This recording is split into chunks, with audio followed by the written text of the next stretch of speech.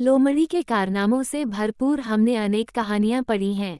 लोमड़ी हमेशा कुछ न कुछ बुरा ही करने की सोचती है। एक बार लोमड़ी ने सारस को अपने घर भोज जा निमंत्रण दिया। सारस ने खुशी खुशी लोमड़ी का निमंत्रण स्वीकार कर लिया। सारस ने मन ही मन एक विशेष प्रकार के भोज के सपने देखने आरंभ कर दिए। सारस सोच रहा था कि लोमड़ी सचमुच स्वादिष्ट भोजन उसके सामने परोसेगी। सारस का विचार था कि शीघ्र ही उसे स्वादिष्ट मछलियां और केकड़े खाने को मिलेंगे। आखिर वह दिन आ ही गया जब सारस भोज के लिए लोमड़ी के घर गया। सारस को देखते ही लोमड़ी ने मुस्कुराते हुए कहा, आओ मित्र सारस, यहाँ पधारने के लिए तुम्हारा बहुत बहुत शुक्रिया। इसके बाद सारस को लोमड़ी एक चौड़े उथले बर्तन के पास ले गई, जिसमें बहुत स्वादिष्ट सूप भरा हुआ था। सूप को देखते ही सारस के मुख में पानी आ गया और उसने थोड़ा सा सूप अपनी चोंच में भर लिया। फिर सारस ने चोंच को ऊपर करके सूप को गले से नीचे उतार लिया। तभी लोमड़ी ने भी सूप पीना शुरू कर दिया और सारा सूप समाप्त कर डाला। बेचारे सारस को थोड़ा सा ही सूप नसीब हुआ। लोमड़ी ने सारस को अपना रुमाल दिया ताकि वह अपनी चोंच साफ कर सके। लोमड़ी ने कहा, मित्र सारस, तुम्हें भोज का भरपूर आनंद मिला होगा। मुझे आशा है कि तुम्हें सूप अवश्य ही अच्छा लगा होगा। लोमड़ी की बातें सुनकर सारस को बहुत गुस्सा आया। सारस स्वयं को अपमानित महसूस कर रहा था।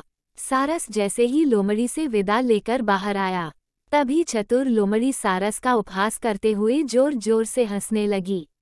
अपमानित होकर सारस ने लोमड़ी से बदला लेने का निश्चय कर लिया। सारस ने निश्चय किया कि वह भी लोमड़ी को भोज के लिए निमंत्रित करके उसके साथ वैसा ही व्यवहार करेगा। सारस ने लोमड़ी के प्रति अपना क्रोध अपने मन में छिपा कर रखा। कुछ दिन बाद लोमड़ी से बोला, बहन लोमड़ी, तुम्हारे स्वादिष्ट भोज के लिए तुम्हारा बहुत बहुत धन्यवाद। रविवार रात को तुम्हारी मेरे घर दावत है। मैं तुम्हें भोज के लिए निमंत्रित करता हूँ। ठीक समय पर पधारने को कष्ट करना। लोमड़ी ने सारस का निमंत्रण खुशी खुशी स्वीकार कर लिया और निश्चित समय पर सारस के घर पहुंच गई। सारस ने लोमड़ी का स्वागत करते हुए कहा, आओ बहन, जल्दी चलो, भोज का आनंद उठाएं। लोमड़ी बोली, मुझे तो स्वादिष्ट मछलियां और केकड़े की खुशबू आ रही है।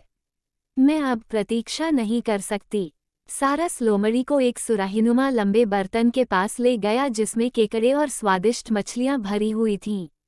सारस ने सुराहीनुमा बर्तन में अपनी चोंच डाली और एक केकड़ा अपनी चोंच में फंसाकर आनंद से खाने लगा। इसके बाद सारस एक ओर खड़ा हो गया और लोमड़ी से भोजन करने के लिए कहा। लोमड़ी ने सुराहीनुमा बर्तन में अपना सिर घुसाने की बहुत कोशिश की, लेकिन बर्तन का मुंह इतना पतला था कि लोमड़ी सफल न हो सकी। सारस ने पेट भरकर भोजन खाया और बेचारी लोमड़ी देखती ही रह गई। लोमड़ी गुस्से से पैर पटकती हुई अपने घर चली गई। सारस ने लोमड़ी का उपहास करते हुए कहा, लोमड़ी बहन, यह तो जैसे को तैसा था। इतना कहकर सारस जोर जोर से हंसने लगा। शिक्षा, इस कहानी से हमें यह शिक्षा मिलती है कि हमारे साथ जो जैसा व्यवहार करता है, हमें भी उसके साथ वैसा ही व्यवहार करना चाहिए।